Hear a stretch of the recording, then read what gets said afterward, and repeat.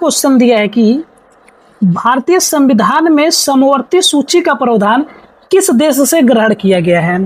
तो समवर्ती सूची का प्रावधान जो है ऑस्ट्रेलिया के संविधान से लिया गया है, इसलिए इसका विकल्प नंबर डी जो है राइट आंसर हो जाएगा। और पहले संविधान में 8 अनुसूची थी और अब 12 अनुसूची है। और ये जो 7वें अनुसूची के अंतर्गत जो है संघ सूची, राज्य सूची और समवर्ती सूची को लाया जाता है। और इसके अलावा जो संघ सूची है इसमें पहले 97 विषय थे और अब 100 विषय हो गए हैं।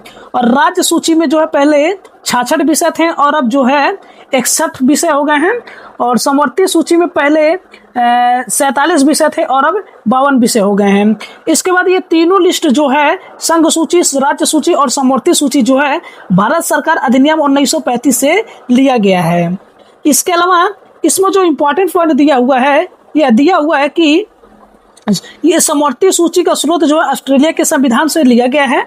और यह 42वें संविधान संशोधन 1976 के द्वारा शिक्षा, वन, माप तौल, वन्य जीवों एवं पक्षियों का संरक्षण तथा न्याय प्रशासन, ये 5 विषय राज्य सूची से समवर्ती सूची में लाए गए थे, हस्तांतरित किए गए थे।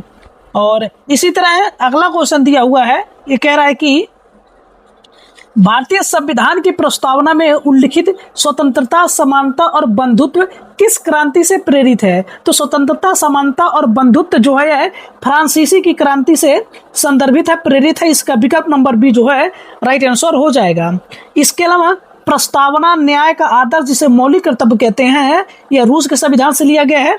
और गणतंत्रात्मक संरचना भी फ्रांस के देश से लिया गया है। और डीपीएसपी और राज्यसभा यानी कि 12 राज्यसभा में 12 मनोनीत सदस्य होंगे, यह जो है आयरिश के संविधान से लिया गया है। इसके अलावा इस अगला क्वेश्चन दिया हुआ है, कह रहा है कि किस प्रधानमंत्री के कार्यकाल में भारतीय संविधान में 9वीं अनुसूची को शामिल किया गया? तो जवाहरलाल नेहरू के कार्यकाल में जो है भारतीय संविधान में 9वीं अनुसूची को शामिल किया गया था, इसलिए इसका विकल्प नंबर ए जो है राइट आंसर हो जाएगा। इसके अलावा इसमें जो इम्पोर्टेंट पॉइंट दिया हुआ है, यह दिया हुआ है कि 9वीं अनुसूची जो है प्रथम संविधान संशोधन 1951 द्वारा 9वीं अनुसूची को जोड़ी गई थी। और उस समय के प्रधानमंत्री जवाहरलाल नेहरू थे। और उसका उद्देश्य क्या था? तो इसका उद्देश्य था कि भूमि सुधार संबंधी कानूनों को न्यायालय में चुनौती से संरक्षण देना। इसके अलावा 42वें संविधान संशोधन 1976 के समय जो है प्रधानमंत्री इंदिरा गांधी थी। और 42वें संविधान संशोधन 1976 को छोटा संविधान कहा जाता है। और 44वें संविधान संशोधन 1978 के समय प्रधानमंत्री जो है मोरारजी देसाई थे। इसके अलावा अगला जो है इतिहास के कुछ इंपॉर्टेंट क्वेश्चन को कर लेते हैं। तो इतिहास में पहला क्वेश्चन दिया हुआ है कि निम्नलिखित में से किसके विरुद्ध 10 कबीलों के शासकों ने वैदिक काल में 10 राज्य युद्ध लड़ा था? तो यह सुदास के शासन में। इसका विकल्प नंबर बी जो है राइट आंसर हो जाएगा। तो दोस्तों अगर आप भी एसएससी जीडी की तैयारी कर रहे हैं तो इस वीडियो को लाइक जरूर करें और अपने दोस्तों के पास शेयर करें और वीडियो को पूरा जरूर देखें। इसमें एक्सप्लेनेशन दिया है कि 10 राग युद्ध 10 राजाओं का युद्ध था। भरत वंश के राजा सुदास के विरुद्ध यह युद्ध लड़ा गया था और इसमें जो है सुदास की विजय हुई थी। और यह ग्रंथ जो है ऋग्वेद के 7वें मंडल में इसका वर्णन मिलता है। और परशुरी आधुनिक रावी नदी पंजाब नदी पर स्थित है। और सुदास के पुरोहित कौन थे? वरिष्ठ थे। और ऋग्वेद की संरचना, ऋग्वेद में 10 मंडल तथा 1008 सूक्त हैं। और यह मुख्यतः देवताओं की स्तुति का संग्रह है।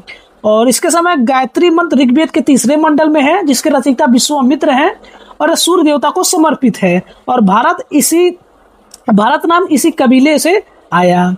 इसके अलावा चलिए अगले क्वेश्चन की ओर बढ़ते हैं और देखते हैं अगला क्वेश्चन क्या कह रहा है। कह रहा है कि वह सबसे प्रसिद्ध शक शासक कौन था जो गिरनार में अपने शिलालेख के लिए जाना जाता है? तो यह जो रुद्रदामन था। इसका विकल्प नंबर सी जो है राइट आंसर हो जाएगा।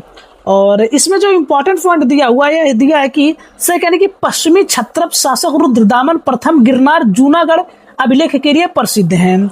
और भाषा की दृष्टि से महत्व, यह संस्कृत भाषा में लिखा गया पहला और प्रमुख अभिलेख है लगभग 150 ईस्वी में। और इसमें सुदर्शन झील की मरम्मत का उल्लेख है। और यह झील जो है चंद्रगुप्त मौर्य के काल में बनी थी तथा अशोक के काल में, दोनों के काल में बनी थी। और इसमें नहरें जोड़ी गई।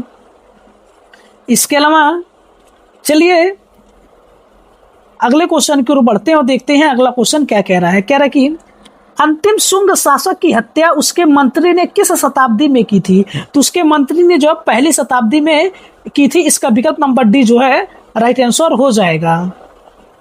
इसके अलावा इसमें जो इंपॉर्टेंट पॉइंट दिया हुआ है यह है कि अंतिम शुंग शासक देवभूति की हत्या उसके मंत्री वासुदेव ने पहली शताब्दी ईस्वी पूर्व लगभग 73 ईस्वी पूर्व में की थी, जिसका परिणाम जो है वासुदेव ने कण्व यानी कि कण्व वंश की स्थापना की और शुंग वंश का आरंभ है। शुंग वंश के संस्थापक पुष्यमित्र शुंग थे, जो कि अंतिम मौर्य शासक बृहद्रथ की हत्या लगभग 185 ईस्वी पूर्व करके यह वंश आरंभ किया था।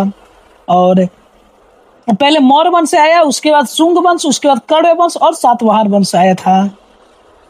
इसके बाद से स्टैटिक जीके को कुछ इंपॉर्टेंट क्वेश्चन को कर लेते हैं।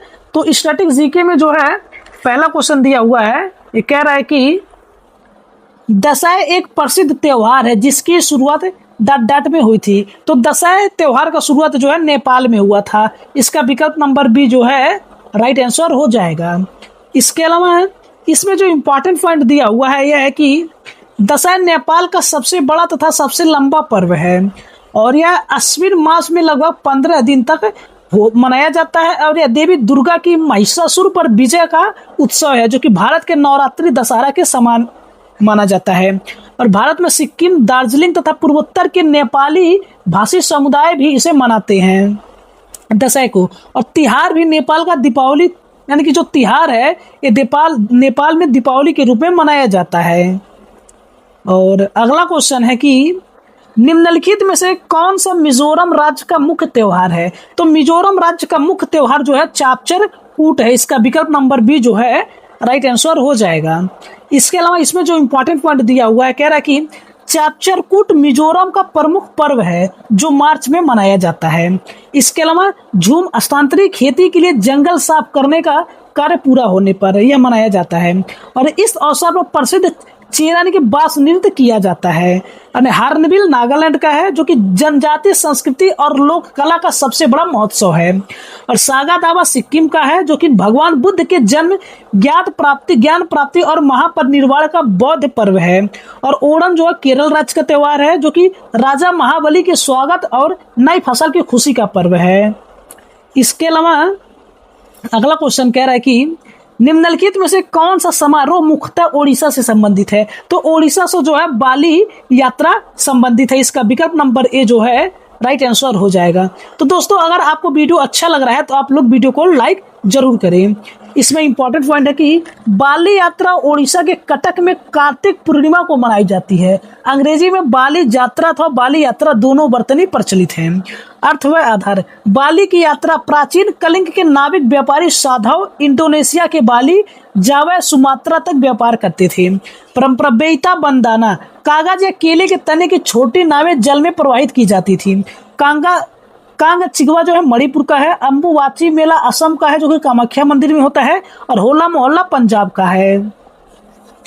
इसके अलावा अगला क्वेश्चन है कि महामहम उत्सव प्रत्येक 12 वर्ष में एक बार डट मनाया जाता है। तो यह जो है तमिलनाडु में मनाया जाता है। इसका विकल्प नंबर डी जो है राइट आंसर हो जाएगा। इसके अलावा अगला क्वेश्चन क्या कह रहा है? अगला क्वेश्चन कह रहा है कि बौद्ध जल पर्व सोंगक्रान स्थानीय नाम सांकेन निम्न में से किस भारतीय राज्य में प्रमुखता मनाई जाती है? तो यह जो है अरुणाचल प्रदेश में मनाई जाती है। इसका विकल्प नंबर ए जो है राइट आंसर हो जाएगा। इसके अलावा अगला क्वेश्चन क्या कह रहा है? कह रहा है कि जल्लीकट्टू मुख्यतः तमिलनाडु में आयोजित एक डट क्या है? तो जल्लीकट्टू तमिलनाडु में आयोजित एक सांडों को काबू करने का त्योहार है। इसका विकल्प नंबर ए जो है राइट आंसर हो जाएगा। इसके अलावा इसमें जो इंपॉर्टेंट पॉइंट यह है कि जल्लीकट्टू सांडों को काबू करने का पारंपरिक खेल या त्योहार है और यह पोंगल के दौरान मट्टू पोंगल के दिन जनवरी में मनाया जाता है। और 2014 में सुप्रीम कोर्ट ने जल्लीकट्टू पर रोक लगाई थी और 2023 में सुप्रीम कोर्ट ने जल्लीकट्टू कंबाला व बैलगाड़ी दौड़ को वैध माना। जैसे कंबाला जो कर्नाटक की भैंसा दौड़, उत्तरायण जो गुजरात का पतंग महोत्सव है। इसके अलावा अगला क्वेश्चन साइंस का है। तो इसमें क्वेश्चन है कि निम्नलिखित में से किस तरल का पृष्ठ तनाव सबसे अधिक होता है? तो जल का पृष्ठ तनाव सबसे अधिक होता है। इसका विकल्प नंबर डी जो है राइट आंसर हो जाएगा। इसके अलावा अगला क्वेश्चन क्या कह रहा है? कह रहा है कि लैक्टोमीटर, हाइड्रोमीटर जहाजों और पनडुब्बियों को डट के आधार पर डिजाइन किया गया है। तो जो आर्किमिडीज के सिद्धांत पर डिजाइन किया गया है, इसका विकल्प नंबर ए जो है राइट आंसर हो जाएगा। इसके अलावा और चलिए अगले क्वेश्चन की ओर बढ़ते हैं। और अगला क्वेश्चन क्या कह रहा है? कह रहा है कि निम्नलिखित में से कौन सी ठोस की विशेषता नहीं है? तो ठोस की विशेषता जो है, ठोस को आसानी से संपीड़ित किया जा सकता है, या इसकी विशेषता नहीं है, इसलिए इसका विकल्प नंबर सी जो है राइट आंसर हो जाएगा। इसके अलावा भूगोल के कुछ इंपॉर्टेंट क्वेश्चन को कर लेते हैं। कह रहा है कि निम्नलिखित में से कौन सा घास का मैदान उत्तरी अमेरिका में स्थित है? तो उत्तरी अमेरिका में स्थित घास का मैदान जो है प्रेयरी है। इसका विकल्प नंबर बी जो है राइट आंसर हो जाएगा। इसके अलावा अगला क्वेश्चन कह रहा है कि दक्षिण अफ्रीका के शीतोष्ण घास के मैदानों को क्या कहा जाता है? तो दक्षिण अफ्रीका के शीतोष्ण घास के मैदानों को बेल्ट कहा जाता है। इसका विकल्प नंबर डी जो है राइट आंसर हो जाएगा। अगला क्वेश्चन है कि ब्लैक फॉरेस्ट एक बड़ी वन आच्छादित पर्वत श्रृंखला है जो डट में पाई जाती है, जो जर्मनी में पाई जाती है। इसका विकल्प नंबर बी जो है राइट आंसर हो जाएगा। इसके अलावा अर्थव्यवस्था के इंपॉर्टेंट क्वेश्चन को कर लेते हैं। कह रहा है कि पूंजीगत वस्तु के टूट फूट के लिए दिया जाने वाला वार्षिक भत्ता क्या कहलाता है? तो यह जो है मूल्यह्रास कहलाता है। इसका विकल्प नंबर डी जो है राइट आंसर हो जाएगा। इसके अलावा अगला क्वेश्चन है कि अर्थशास्त्र में जीएनपी का पूर्ण रूप क्या है? तो अर्थशास्त्र में जीएनपी का पूर्ण रूप ग्रॉस नेशनल प्रोडक्ट है। इसका विकल्प नंबर डी जो है राइट आंसर हो जाएगा। और तो दोस्तों ये था एसएससी जीडी के लिए जीके के बहुत ही इंपॉर्टेंट क्वेश्चन का संग्रह। तो दोस्तों अगर वीडियो अच्छा लग रहा है तो आप लोग वीडियो को लाइक करें और अपने दोस्तों के पास शेयर करें। मिलते हैं अगले वीडियो में। धन्यवाद। जय हिंद।